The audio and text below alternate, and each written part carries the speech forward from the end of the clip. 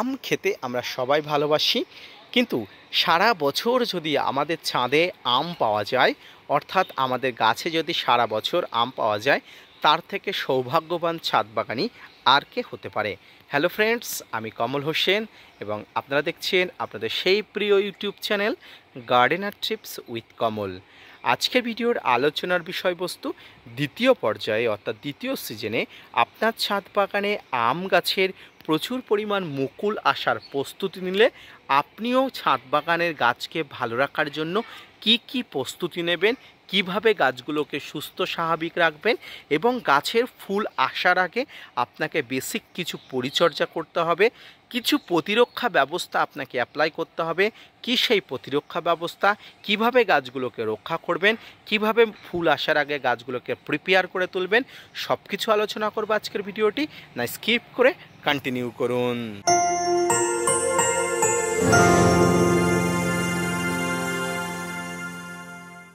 বারোমাসি আম যদি ছাদ বাগানে আপনার থেকে থাকে, অবশ্যই তার মধ্যে একটি আম অর্থাৎ কাটিমন আম অবশ্যই আছে।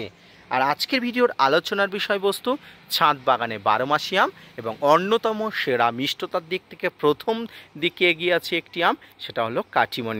এই কাটিমন গাছের পরিচর্যা অর্থাৎ এই জুলাই মাসে দ্বিতীয় পর্যায়ে আপনার ছাদ বাগানে কাটিমন গাছের যে ফুল বা মুকুল আসার প্রস্তুতি গাছ নিচ্ছে, এই ফুল বা মুকুল আসার আগে আপনাকে কি কি করতে হবে। প্রথমেই বলি, কাটিমন বারোমাসি আম গাছ ফল থাকাকালীন গাছে প্রচুর পরিমাণ মুকুল আসে, আর এই মুকুলগুলোকে কিন্তু আপনার খুব সাবধানে কিন্তু পরিচর্যা করতে হবে।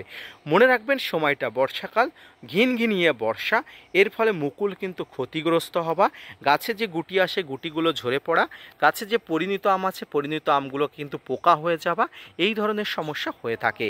তাই পরিণত গাছগুলোর যে পরিণত আমগুলোকে অবশ্যই প্রোটেক্টিভ ব্যবস্থা অবশ্যই রাখবেন, এবং যে ছোট্ট ছোট্ট মুকুল আসে মুকুলগুলোকে যাতে ফাঙ্গাস মুক্ত রাখা যায় তার জন্য আপনাকে অ্যাডভান্স অর্থাৎ ঠিক এই সময় রাইট নাও আপনাকে কিন্তু ফাঙ্গিসাইড প্রয়োগ করতে হবে। তবে এই সময় ফাঙ্গিসাইড অবশ্যই প্রয়োগ করতে হবে। কি ফাঙ্গিসাইড প্রয়োগ করবেন, অনেকের মনে হয় যে কোনো একটা মানের ভালো মানের ফাঙ্গিসাইড প্রয়োগ করলে হলো। হ্যাঁ ফ্রেন্ডস, যে কোনো মানের ফাঙ্গিসাইড প্রয়োগ করলে হলো, তবে ভালো মন্দ কিছু ব্যাপার আছে। এক্ষেত্রে আপনারা যেটা ব্যবহার করবেন সেটা হচ্ছে সাপ, ম্যানসাপ, যে কোনো ধরনের ভালো মানের ফাঙ্গিসাইড, স্প্রিং, ব্যাবিস্টিন। এই সময় আপনারা যে কোনো ধরনের ভালো মানের ফাঙ্গিসাইডের মধ্যে ব্লাইটক্স স্প্রে করতে চাইবেন, কিন্তু আমি বলবো ব্লাইটক্স এই মুহূর্তে স্প্রে করবে না।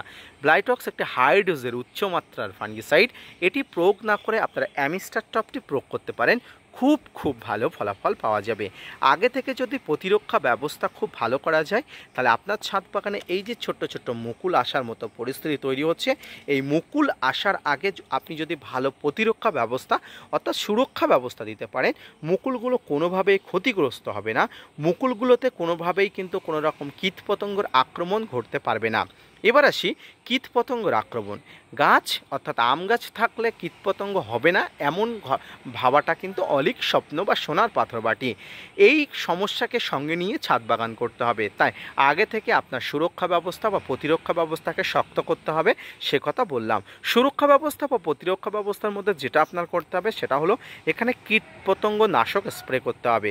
আপনি জৈবভাবে কীটনাশক স্প্রে করতে পারেন, রাসায়নিকভাবে স্প্রে করতে পারেন। জৈব কীটনাশকের মধ্যে আপনি কাকা পেস্টিসাইড স্প্রে করতে পারেন, এবং রাসায়নিক কীটনাশকের মধ্যে আপনি ডাইমাটের 30% কম্পোজিশনের কীটনাশক, ইমিডাক্লোপিড গ্রুপের কীটনাশক, সাইপারমেথ্রিন গ্রুপের কীটনাশক, এই কীটনাশকগুলো প্রয়োগ করবেন। সম্মানিত দর্শক বন্ধুরা, এই কীটনাশকগুলো প্রয়োগ করলে আপনার ছাদ বাগানে থাকা যে কোনো প্রজাতির আম গাছগুলো, বিশেষ করে বারোমাসি আম গাছগুলোতে যে এই যে মুকুলগুলো আসার সম্ভাবনা তৈরি হচ্ছে, সুরক্ষা ব্যবস্থা কিন্তু স্ট্রং হবে। মুকুলগুলো কিন্তু আগে থেকে কিন্তু সুরক্ষা ব্যবস্থার মধ্য দিয়ে বড় হয়ে উঠবে। এবারে যখন মুকুলগুলো সবেমাত্র আসবে, তখন কিন্তু আপনাকে আরও একবার কিন্তু কীটনাশক বা ফাঙ্গিসাইড একত্রে স্প্রে করতে হবে। তবে মুকুল ফুটে যাওয়ার আগে পর্যন্ত করতে পারবেন, মুকুল ফুটে যাওয়ার পরে কোনোভাবেই কিন্তু কীটনাশক ফাঙ্গিসাইড আপনি স্প্রে করতে পারবেন না। মুকুল ফুটে গেলে আপনি কোনোভাবেই কীটনাশক ফাঙ্গিসাইড যদি স্প্রে করেন, মুকুলগুলোর উপর প্রভাব পড়বে, গাছে পরাগ সংযোগকারী পতঙ্গের উপর প্রভাব পড়বে, কোনোভাবেই কিন্তু এটা করা যাবে না। এইটুকু অবশ্যই করতে হবে। সর্বোপরি গাছে প্রচুর পরিমাণ কিন্তু ফাঙ্গিসাইড কীটনাশকের মাধ্যমে গাছকে সুরক্ষা ব্যবস্থা বা প্রতিরক্ষা ব্যবস্থা রেখে দিতে হবে। এবার আসে গাছের কিছু নিচের দিকের পরিচর্যা। গাছের কিছু নিচের দিকের পরিচর্যা বলতে, এই সময় কি গাছে কোনো খাবার দেওয়া যায়? হ্যাঁ ফ্রেন্ডস, দেওয়া যায়। আপনি চাইলে সারা বছর দিতে পারেন, যে কোনো সময় দিতে পারেন। তবে বর্ষাকাল, এই সময় আপনি অতিরিক্ত খাবার দিলে সেই খাবারগুলো বাইরে বেরিয়ে যাবার সম্ভাবনা থাকে। তাই আপনি কোনোভাবেই খাবার এখন দেবেন না। যদি গাছে আপনি ফল থাকে, আশা করি খাবার দিয়েছিলেন, সেই খাবারগুলো খেয়ে গাছ কিন্তু সুস্থ স্বাভাবিকভাবে বড় হয়ে উঠছে। শুধুমাত্র গাছে ফাঙ্গাসের আক্রমণ যাতে না লাগে তার জন্য ফাঙ্গিসাইডের প্রলেপ কিন্তু টপ টু বটম বা বদ্ধ মিক্সচার আপনাকে দিতে হবে। গাছের গোড়াতে নিয়মিত ফাঙ্গিসাইড গুলে কিন্তু আপনি দেবেন, তাতে কিন্তু সুস্থ স্বাভাবিকভাবে গাছ বড় হয়ে উঠবে, স্বাভাবিকভাবে গাছ কিন্তু বেঁচে থাকবে, কোনো ধরনের রুট রট সমস্যাজনিত সমস্যা হবে না। এবং মুকুলের আক্রমণ বা মুকুলের কীটপতঙ্গের আক্রমণ যাতে না হয় তার জন্য কি করতে হবে সে বিষয়ে তো আপনাকে বিস্তারিত আলোচনা করলাম। দর্শক বন্ধুরা, এই পরিচর্যাটুকু যদি আপনি করতে পারেন, আপনার ছাদ বাগানে 12 মাসি থেকে সিজনাল প্রত্যেকটি গাছগুলো সুস্থ থাকবে, স্বাভাবিক থাকবে। বিশেষ করে 12 মাসি যে আম গাছগুলো আছে, সেই আম গাছগুলোতে যে মুকুল আসছে, সেই মুকুলগুলো কিন্তু খুব সুন্দরভাবে বড় হয়ে উঠবে।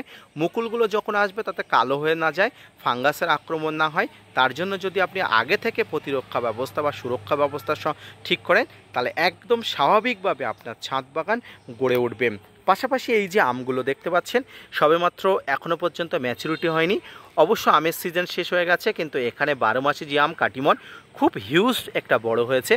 ফলটি কিন্তু এখনও সুস্থ স্বাভাবিকভাবে আছে, কয়েকদিনের মধ্যে হয়তো পরিপক্ক হয়ে যাবে। তো আপনারা এই ফলগুলো কোনোভাবেই পতঙ্গদের দ্বারা আক্রান্ত না হওয়ার জন্য আপনারা এই ধরনের পলিথিন দিয়ে দেবেন, এবং পলিথিনগুলো নিচের দিকে ছিদ্র করে দেবেন যাতে হাওয়া বাতাস পাস হতে পারে।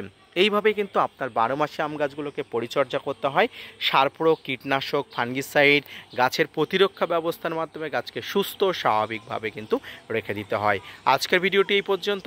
দেখা হচ্ছে পরবর্তীতে নতুন কোনো ভিডিও নিয়ে, নতুন কোনো তথ্য নিয়ে। ততক্ষণ সুস্থ থাকুন, ভালো থাকুন, ছাদ বাগানকে ভালো রাখুন, এবং gardener trips with Kamal YouTube চ্যানেলকে ডিপেন্ড করে চ্যানেলের সঙ্গে থাকুন। ধন্যবাদ।